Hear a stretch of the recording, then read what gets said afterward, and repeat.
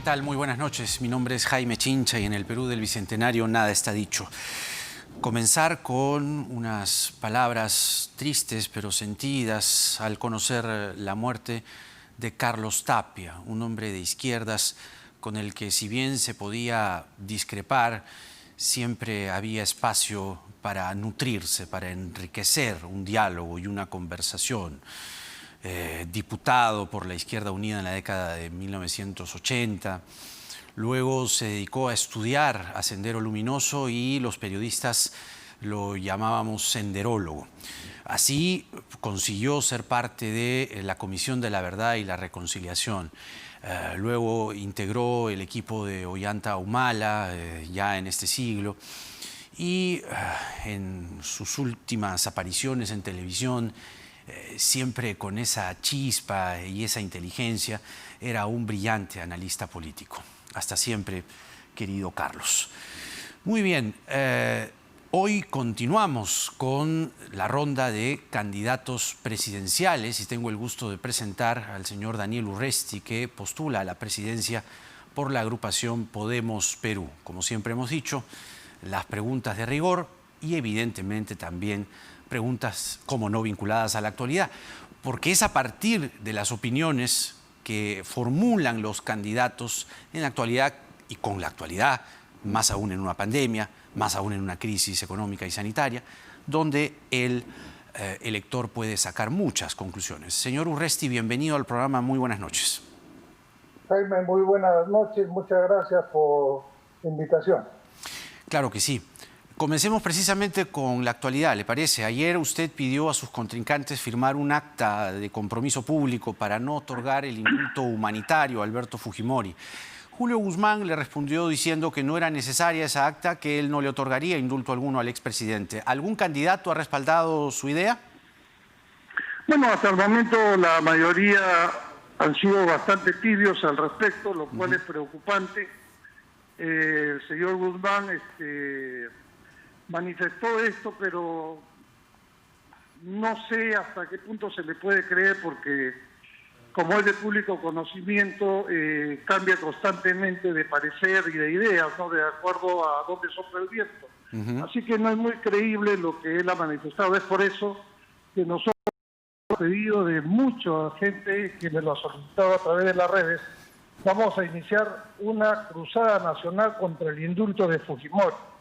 Vamos a organizar en estos días y durante la campaña una serie de reuniones vía Zoom, tratar de difundir investigaciones, difundir cantidades, difundir todo lo que se pueda para dejar en claro que durante el gobierno de Fujimori hubo una de las más grandes corrupciones del siglo pasado.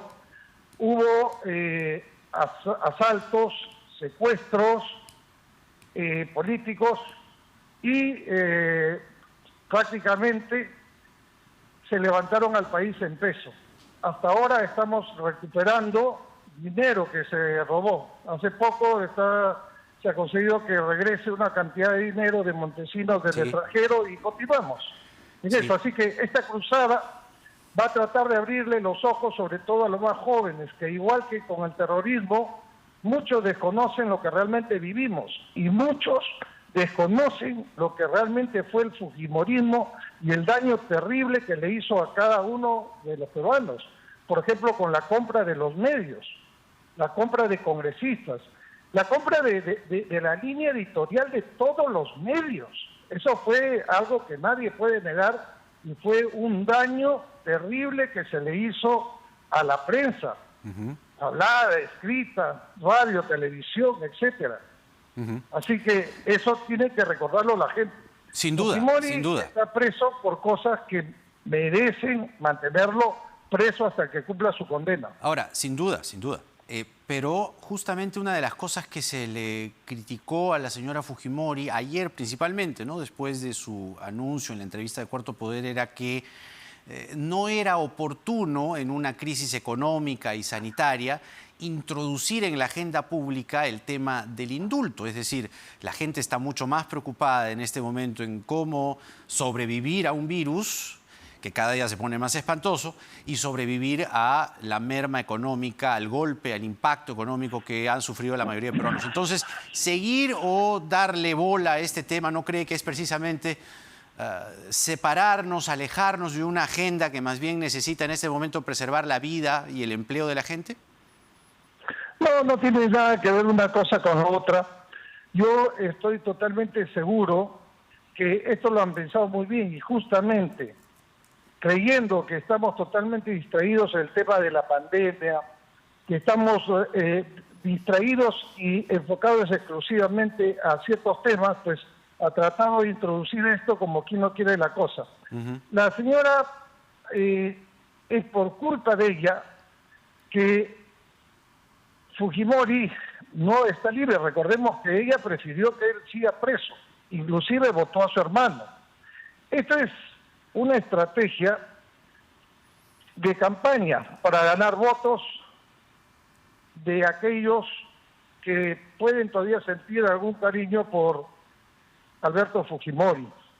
Un cariño que no es adecuado porque él nos hizo demasiado daño.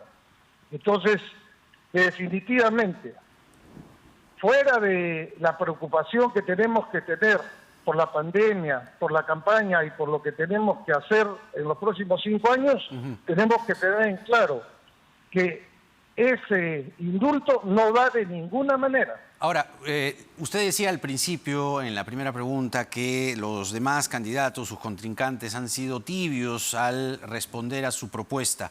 ¿Pero hay algún partido que le haya seguido, digamos, o haya respaldado esta acta de compromiso público que ha propuesto usted? ¿Ni uno solo? Hasta el momento no. Ajá. Hasta el momento no. Y eso es preocupante porque demuestra que por el fujimorismo hay más de un candidato. Yo diría que hay 4 o 5. ¿Cuáles? Y eso es preocupante. Bueno, además de la señora Keiko Fujimori, ¿alguien más? Usted dice 4 o 5. Bueno, es evidente que De Soto es fujimorista. Ya. Es evidente que Forsyth está haciendo el juego al fujimorismo. Es evidente que hay otros candidatos como si Johnny, si logra participar, también está pues muy allegado al fujimorismo. Hablemos de educación, que es un tema que le preocupa a la gente. Están por comenzar las clases el próximo año y está toda esta discusión sobre si es presencial o no presencial. Pero educación fundamentalmente es un tema del que se espera de usted no solo ofrecimientos, sino también algunos deslindes. El Congreso está buscando declarar de necesidad pública a aquellas universidades no licenciadas por SUNEDU. Esto, a pie de página, debe ser algo que puede estar poniendo muy contento al señor José Luna Gálvez. ¿Respaldará usted esta propuesta en el Congreso? De ninguna manera. Espero que eso no progrese. Nosotros hemos sido claros en ese aspecto y es más, cuando ingresé al Congreso se comentó mucho que ingresábamos al Congreso para hacerle daño a la SUNEDU y lo que hicimos fue demostrar que no teníamos ningún interés en hacerle daño a la educación, sino por lo contrario. Y para evitar ser juez y parte, retiramos a los integrantes de la Comisión de Educación. En la Comisión de Educación no tenemos integrantes de Podemos. Y no vamos a apoyar de ninguna manera esto. Ahora, cuando se pensó vacar al señor Vizcarra, también advertí públicamente, hice ver que esto era algo terrible, que no se podía hacer. Con la experiencia que yo tengo, me daba cuenta perfectamente que nos iba a llevar a una crisis. Cambiaron un ministro para que este comience a trabajar, pues se necesita un par de meses. Ahora cambiar todo un gobierno, estamos hablando por lo menos 4 meses. Lamentablemente, en mi bancada, ellos eligieron esperar el fin de semana para ver qué es lo que decían los canales dominicales, los programas dominicales. Y todos los programas dominicales asusaron esto, con que habían más testigos, etcétera, y prácticamente lo pintaban ya a Vizcarra como un delincuente, cosa que no estaba bien porque Vizcarra se debería haber iniciado su investigación, etcétera, el 28 de julio del 2021. Yo traté de convencerlos. En el 97% de las votaciones lo hemos hecho en conjunto, excepto en esta, en que no logré convencerlos. Yo voté en contra de la vacancia de Vizcarra y tuve razón, porque inclusive les dije, si se vota por la vacancia de Vizcarra, no solamente va a haber una crisis, sino que acuérdense de mí, encima de la crisis es muy posible que llegue a gobernar el Partido Morado y que este se convierta en un gobierno morado. Y es lo que llegó a suceder finalmente. Ajá. Ahora, todos confiaban en que el señor Sagasti, al ser el mejor cuadro del Partido Morado, que estaba a cargo de la doctrina, ha sido creador y estaba a cargo del plan de gobierno, pues pensaban que con todo ese conocimiento y al ser el mejor cuadro que tiene Julio Guzmán, pues este gobierno iba a ser, pues digamos, en algo parecido al de Paniagua, y ya vemos que es un desastre, no atan ni desatan. Entonces, aquellos que piensan que quieren un gobierno morado los próximos 5 años, tienen que tener en cuenta que esa película, los próximos 5 años de un gobierno morado, en este momento estamos viendo el tráiler, estamos viendo el adelanto de lo que sería un gobierno morado. Ahora, ha hecho usted el quiebre hacia el tema del Congreso, me parece interesante, también tengo algunas preguntas sobre eso. De ahí volvemos a la educación, porque tenía también un par de consultas, pero ya que toca usted el tema del Congreso, ¿cuál cree usted que es la responsabilidad del Congreso de la República en la crisis política de noviembre, que por cierto acabó con las muertes de Inti Sotelo y Jack Bryan Pintado? Una ceguera política total. Dejarse llevar por los periodicazos, por los medios de televisión. O sea, pensar equivocadamente que la población iba a apoyar esto, que la población quería que salga Vizcarra. Y la población en realidad no ha salido a defender a Vizcarra. Lo que quería la población en este momento, o en ese momento, era tranquilidad, era que se siga trabajando como se estaba haciendo en ese momento, que no se entre en una crisis justo en el momento más terrible que estamos viviendo en la historia republicana de nuestro país. No entendieron eso, pues ahí tenemos las consecuencias. Por supuesto que tiene responsabilidades que ya se verán históricamente cómo se juzgan, porque, por ejemplo, esto de querer acusar a los 105 congresistas es algo un poco descabellado, porque los congresistas nadie los puede obligar a votar de una manera u otra, eso está en la Constitución. Ahora, nadie los puede culpar. Toca usted justamente el momento, ¿no? Que usted fue muy crítico a la postura de estos 105 congresistas, pero revisando cifras de Ipsos sobre la aprobación del Congreso, la percepción de la aprobación del Congreso y del trabajo del Congreso de la República en noviembre, fíjese, la aprobación del Congreso cayó a 9 puntos. La desaprobación trepó hasta 88. Ni con el Congreso con mayoría fujimorista fue tan alto el rechazo. Justamente fue en el mes de la vacancia y las marchas contra Merino. ¿Para usted, Manuel Merino debe ser procesado por el abuso policial en las marchas de noviembre? Eso es algo que tiene que determinar la justicia. Sobre el caso no tengo yo los elementos de juicio necesarios para poder pronunciarme. Es un caso delicado. Y para poder pronunciarse tienes que tener elementos de juicio que solamente te lo da la investigación. ¿Me entiendes? Y esto está en manos ya de la Fiscalía y la Justicia. Una opinión, sí. Pienso que se tiene que investigar y determinar realmente cuál fue su participación. Si firmó algún documento, si dio una orden verbal, etcétera. Determinar qué cosa hizo realmente Merino en esos días en ese día o 2 días que estuvo de presidente. Solamente ahora, estaba a cargo del gobierno, ¿no? Él, estaba Flores Arauz y estaba el señor Gastón Rodríguez. Pero recordemos una línea de mando. Era un momento, lógicamente, políticamente tiene responsabilidad. Yo ya me estoy hablando política. De la política, pero lo que no sabemos es si tiene responsabilidad penal. Y adelantarse a opinar sobre eso sería muy aventurado cuando no tienes tú los elementos de juicio. Claro, pero al tener responsabilidad política hay una premisa por la cual se está partiendo. Es decir, si hay una responsabilidad política para usted, porque evidentemente era el presidente, era quien detentaba el poder de turno, aunque efímero, pero era el poder de turno, esa responsabilidad política puede abrir ya una investigación con esa premisa, ¿no?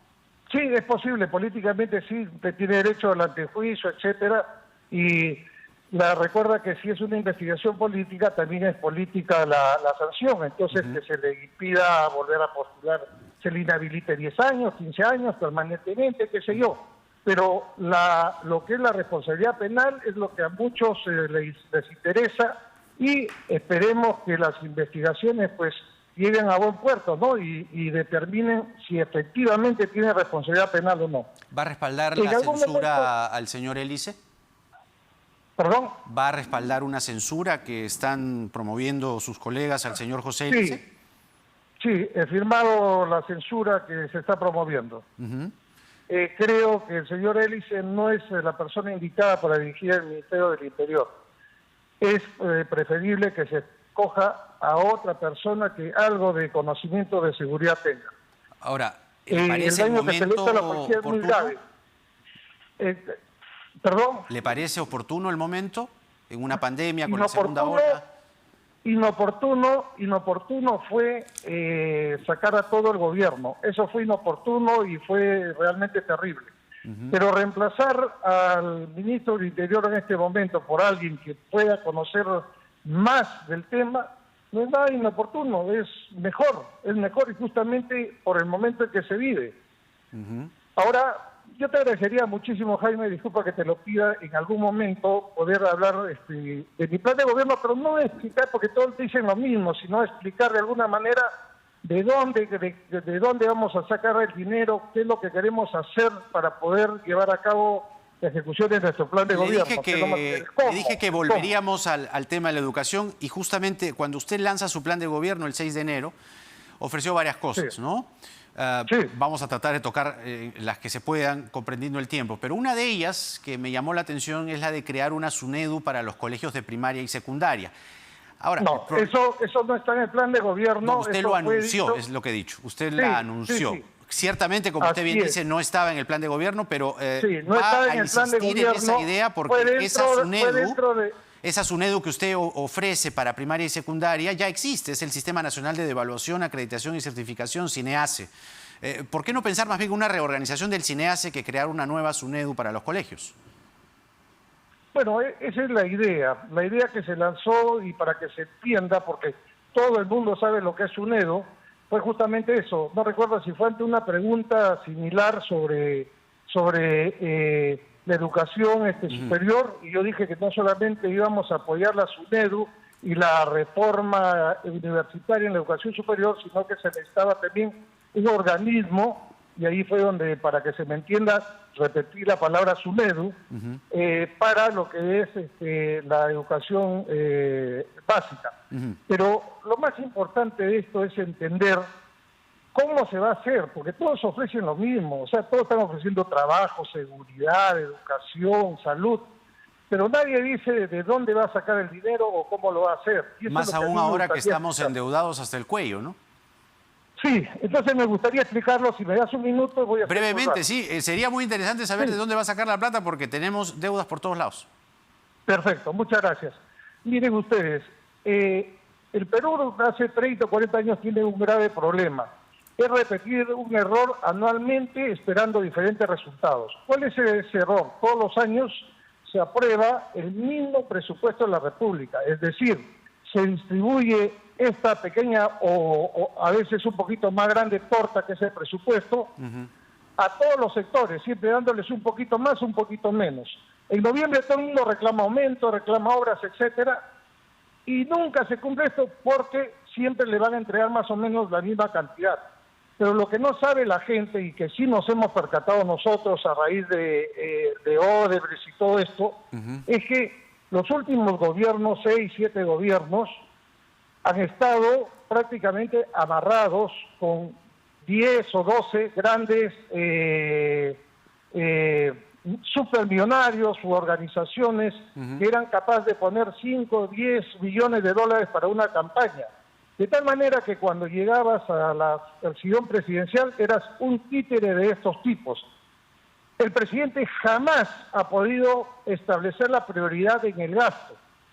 Esa torta solamente se repartía la mitad o un 60%, el 40%, un aproximado de 20.000 millones de dólares quedaba atrás escondido y después se distribuía a algunos ministerios que son que eran premiados o a través de créditos suplementarios, yo llamo, ¿no?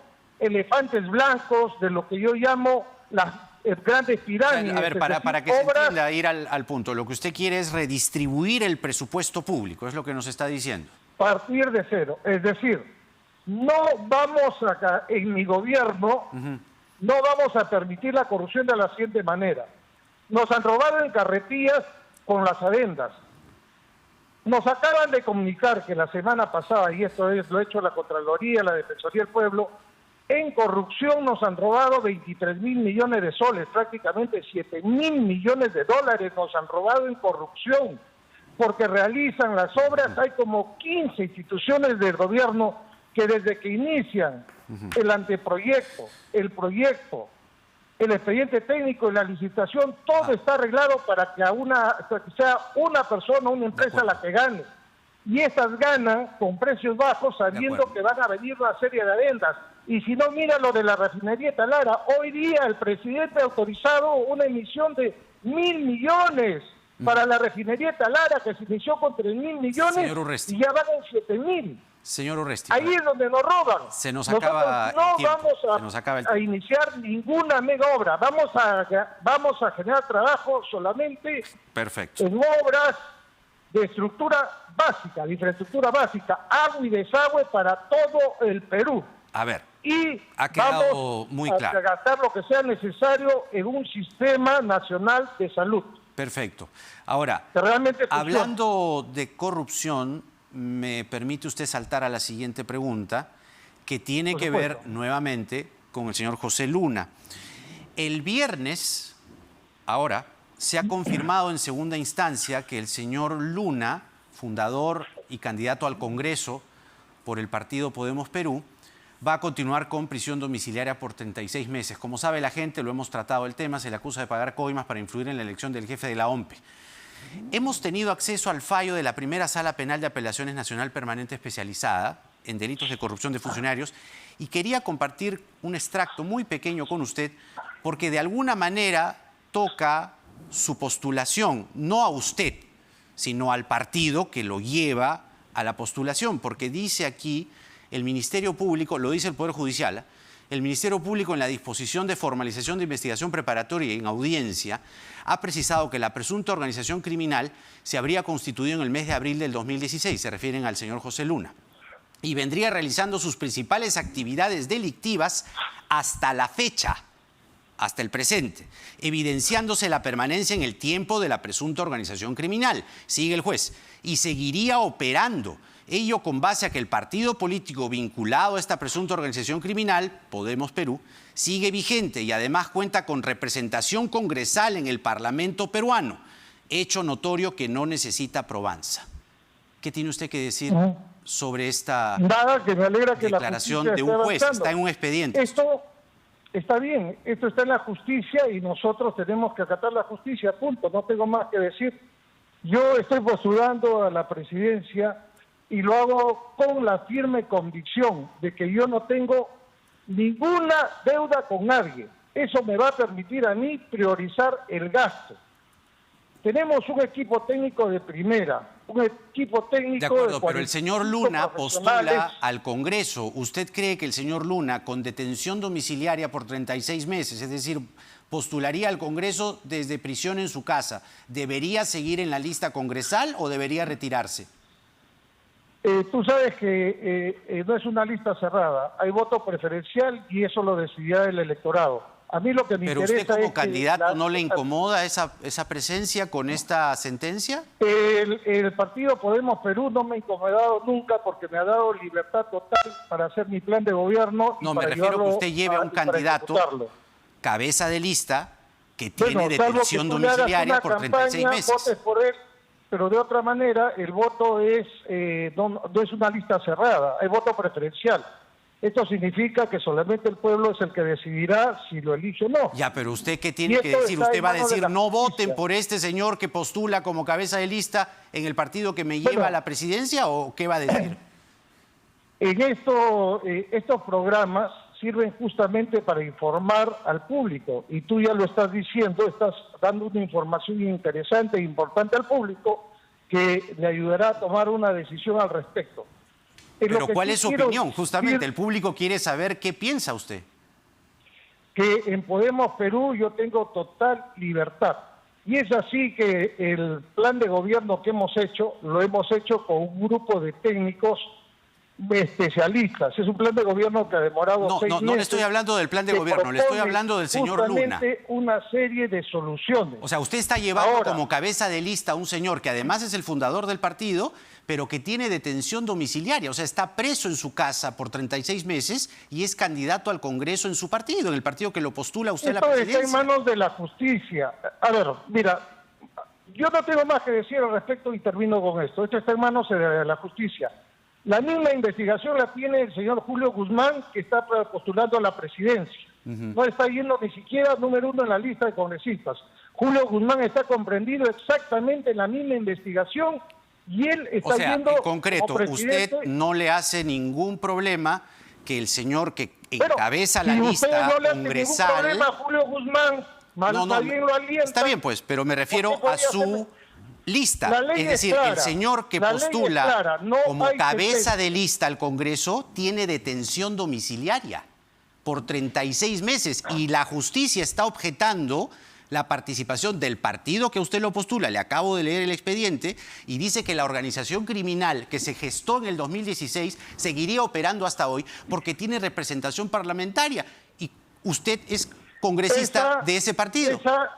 Esa es la denuncia. No hay acusación todavía. Está en investigación y dejémoslo en manos de la justicia.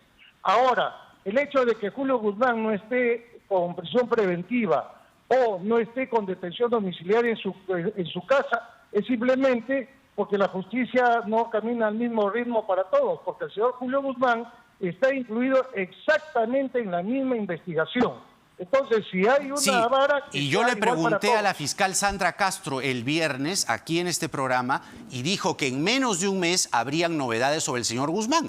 Deje que el señor Guzmán va a tener los problemas que se va a tener que soplar en algún momento, pero yo le pregunto por usted. Es decir, para que quede claro ante el público, a usted no le incomoda que el cabeza de lista al Congreso esté con detención domiciliaria. Eso debe quedar claro ante el público. Bien. No me incomoda el partido porque es el único partido donde no está postulando a la presidencia el dueño, entre comillas, del partido. Porque te imaginas tú, por ejemplo, que por el fujimorismo postule a alguien que no sea Keiko, que por APP postule a alguien que no sea Acuña, que por el Partido Morado postule a alguien que no sea Guzmán. O sea, ¿qué más muestra de democracia quieren? Yo no estoy para nada incómodo en Podemos Perú. Nosotros hemos hecho una labor importante en el Congreso a favor de los más necesitados. Y lo que sí te quiero decir una cosa, y quiero que quede esta diferencia, sí quiero que quede clara, es que nosotros tenemos un equipo técnico de primera con el que hemos logrado sacar un plan y sabemos de dónde vamos a gastar. ¿No? Es que quiero hacer una comparación. Es lo mismo que dice Guzmán, que él tiene un gran equipo técnico, pero mira, hay una gran diferencia. Los militares, y esta frase dicen que se la asignan a un gran conquistador, pero en todos los ejércitos los conocemos. Es preferible enfrentarte a un ejército de leones comandado por una oveja que enfrentarse a un ejército de ovejas comandado por un león. Mi equipo técnico son leones y yo soy el león alfa que los va a dirigir. El equipo técnico, en el otro sentido, puede ser un equipo técnico de leones, pero cuando está dirigido, comandado por una oveja, normalmente no da resultados, porque se necesita tener firmeza, decisión, coraje, para tomar las decisiones que se van a requerir tomar en esta situación tan difícil. Muy bien. Y yo sí creo que he mostrado con hechos y con actos que si algo me sobra es coraje y decisión. Creo que soy el líder que puede poner orden en el país, muy bien. en todos los campos y acabar de una vez con la corrupción y disminuir Muy la bien. delincuencia totalmente. Tenemos que ir Espero, terminando la Jaime, entrevista, señor Urresti, pero ya vamos 29 minutos. Pero como es Ya, habitual... muchísimas gracias, Jaime, te agradezco muchísimo y más bien... yo sé Le que decía es un difícil ratito, volverte a invitar. todavía no hemos terminado. Le decía Ah, ya. que para terminar las entrevistas a los candidatos presidenciales, lo que hacemos, ya han pasado los que han pasado por este ritual, terminamos las entrevistas con un ping-pong. Es decir, yo le menciono un nombre o Ok, una pero idea. que no sea en inglés. Y usted... Que no sea en inglés, por favor. Y así, bueno, por favor. Yo le menciono una idea o un nombre y usted me responde lo primero que se le viene a la cabeza, pero cortito, es ping-pong, rapidito, ¿ya? Ya, vamos a ver, Y ojalá viene que con se me ocurra buena con la cosa. música. A ver, Rocío, vamos. José Luna Gálvez. Candidato al Congreso. La SUNEDU. Intocable. Capitán Arturo. Un héroe de la pacificación. Orgulloso de llevar ese seudónimo. Francisco Sagasti. ¡Ja! El mejor cuadro de Julio Guzmán. El mejor. De lejos. Martín Vizcarra. Fue un buen presidente mientras duró, pero lamentablemente hay que investigarlo. Edgar Alarcón. Tiene que ser investigado cuanto antes. No sé por qué demoran tanto Manuel la Merino. comisión. Me da lástima lo que le sucedió. Hugo Bustíos. Gran periodista. Una pena que su familia y la mía sigan sufriendo por esto después de tantos años, a pesar de que ya yo estuve investigado 8 años en un juicio de 4 años y medio y ahora en un nuevo juicio. Pero recuerden, busquen el hashtag de las mentiras contra Urresti y ahí está cómo se derrumba una por una las mentiras y se justifica claramente que se me haya declarado inocente en el juicio anterior. Isabel Rodríguez Chipana.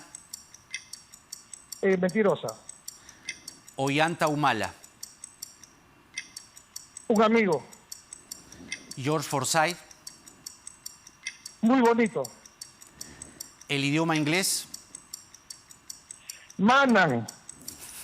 Gracias, señor Urresti.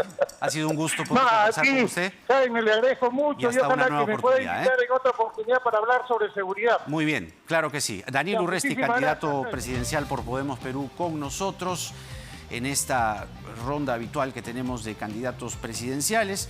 Ustedes también tomen nota. Esa es la idea, ¿no? Nosotros hacemos nuestro trabajo incansablemente, pero la otra parte les toca a ustedes. Guarden este video, compártanlo en YouTube, se comparten extractos, pero infórmense. Miren la cantidad de respuestas que ha dado el señor Urresti hoy. Sirven para evaluar el voto ciudadano. Y no pasen inadvertido el tema de Luna, ¿no? Que el señor Urresti no lo ha querido responder. Pero el señor Luna es el fundador del partido, la justicia lo reclama, ¿no? Y está con detención domiciliaria. Y así se va a postular. El señor Urresti no le hace problema a ello. Vamos a la pausa y regresamos para tratar el asunto de las enfermeras. En esta pandemia, el personal médico está en la primera línea de la batalla. Van cayendo nuestros médicos y también caen nuestras enfermeras, porque nada está dicho.